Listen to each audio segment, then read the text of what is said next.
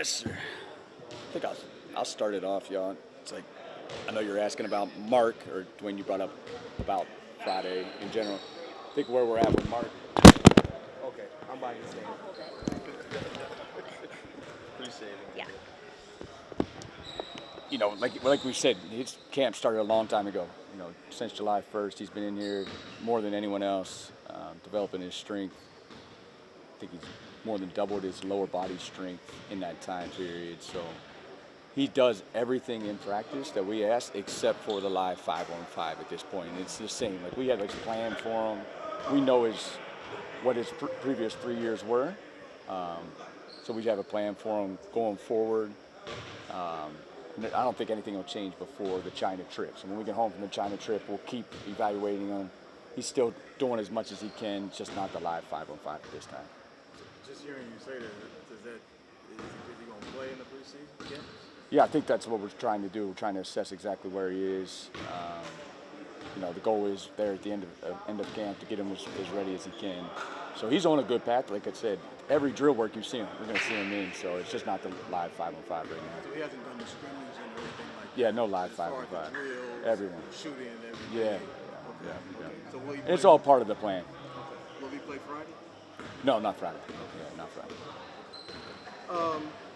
Usually in camp, you have situations where guys have mixed bruises. Have you had to sit anyone out in camp besides Mark, or has everyone else been? Everyone else has been good.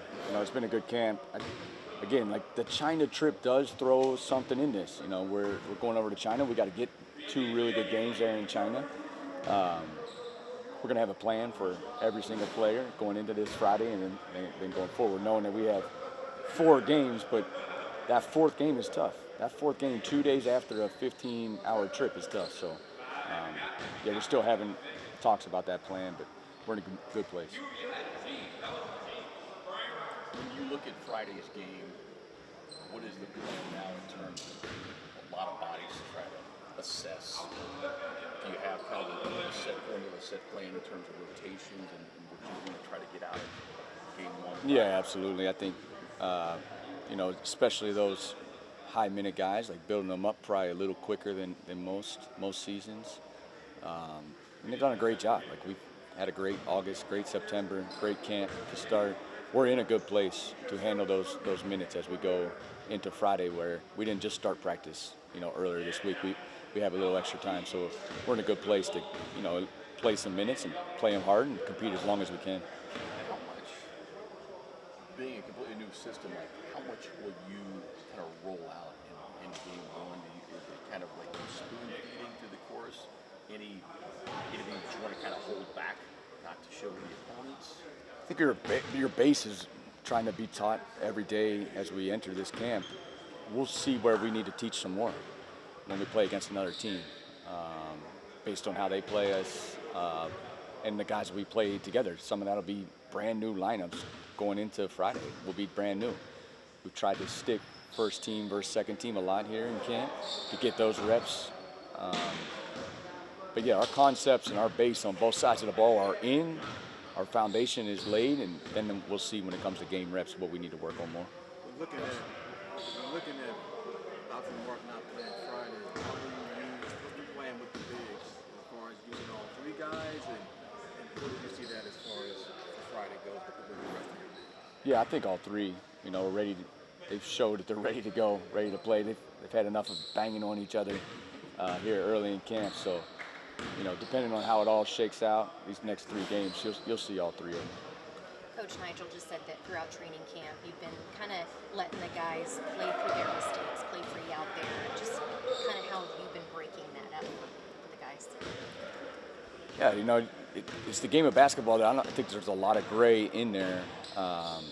We have concepts that we want to play with on both sides of the ball, but it also adjusts based on the skill set of that player. So not every player is put in a box. We have to see exactly what their skill set is and how it fits with the other players. So part of letting them play is the conditioning piece. Like we want to play fast. We got to get up and down. The conditioning part early in this camp is real. And then again, get to the game and then know exactly what we have to teach after that. It's been a part of how we're playing these practices out.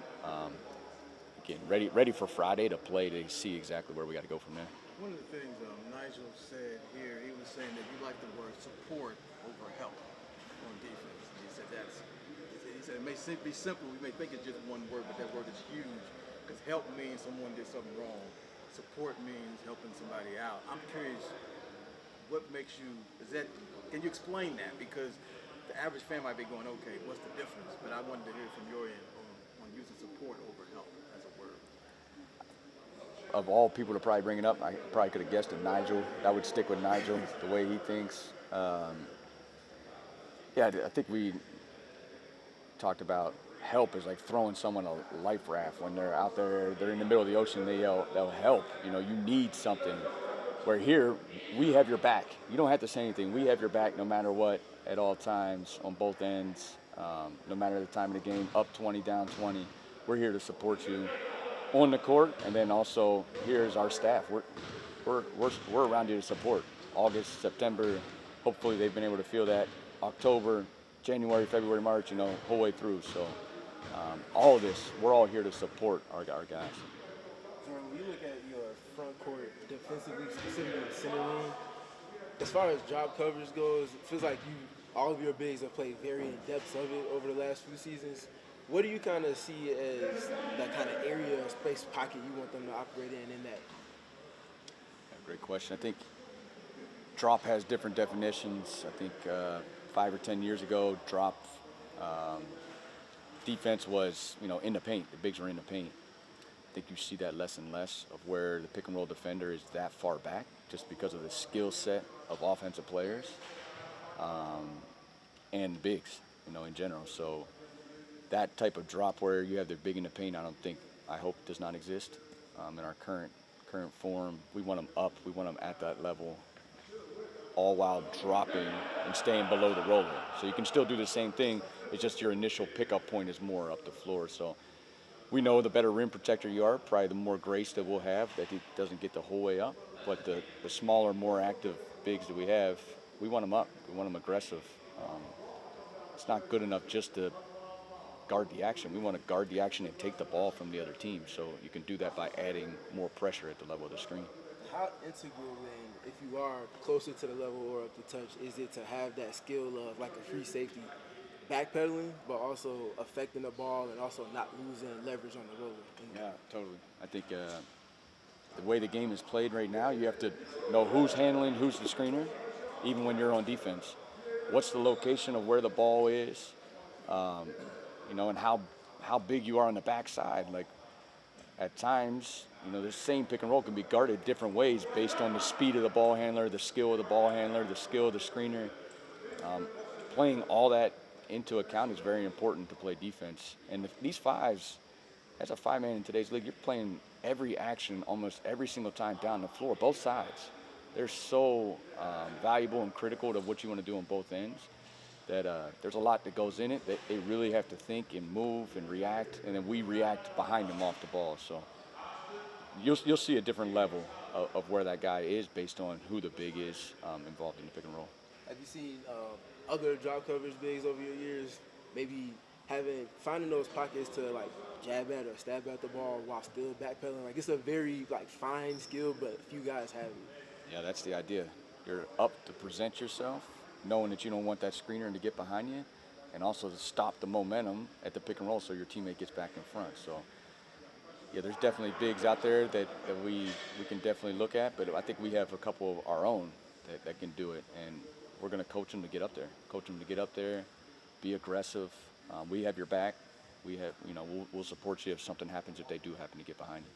Coach, you've obviously had guys in here. I'm just curious about having Coach Hurley, obviously ASU guy, maybe just talking with him. What's it been like having him here today? I think we're lucky to be in Phoenix where, you know, you have multiple really good basketball programs in the area, college basketball programs in the area. I've known them from afar. We actually practiced there a couple of times with different teams. When we're here in the area to get to their practice gym, it's a good location. Yeah, I mean, the coaching career that those guys have had, both at Arizona and Arizona State, yeah, it's great that when they come in here to create a relationship over time. You know, you see a lot of our scouts go up to them because they know them from over the years. So just having those guys in our building, our players obviously see there was an entire staff that was here today. So very thankful and grateful that they come spend their time, because I know they're in season. They're in season just like us. So those guys to come over, and we'll make sure we repay the favor at some point. Thanks, Coach. Thank you all. Appreciate you. Palm Springs.